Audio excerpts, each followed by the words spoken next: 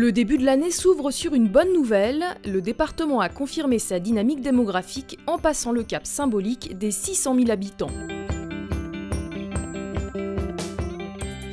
Une croissance de 4% qui s'affirme recensement après recensement depuis plus d'une dizaine d'années. Elle constitue la condition d'un développement global de notre territoire qui n'a pas été épargné par les mutations économiques auxquelles nous sommes confrontés. Pour autant, les fondamentaux de notre économie locale ne sont pas touchés par ces tendances. Les chiffres du commerce extérieur sont positifs, avec une balance commerciale excédentaire, une progression des exportations de près de 1,4%.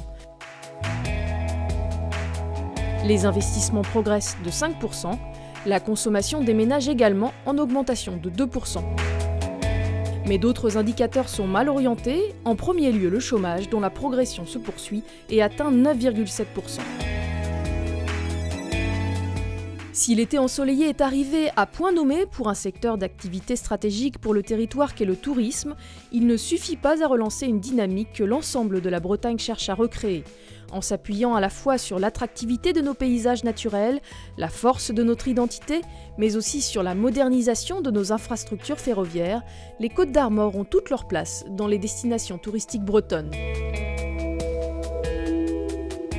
Avec 22 millions de nuitées comptabilisées en 2013, c'est un secteur économique majeur, au même titre que le pôle agricole et agroalimentaire qui résiste.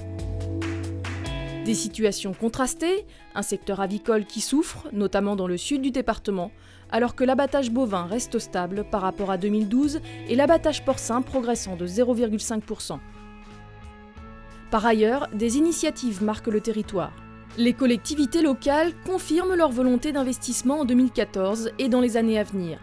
De nouvelles unités de production se montent, comme à Lanvalet pour les célèbres biscuits Gavotte, ou encore un projet de plateforme logistique se précise à Plaintel.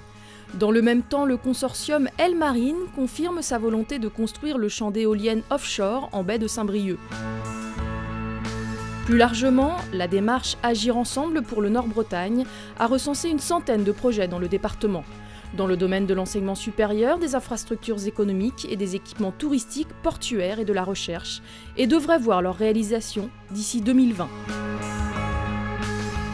Innovation internationale, diversification économique, anticipation, solidarité sont autant de mots qui aujourd'hui plus qu'hier ont tout leur sens.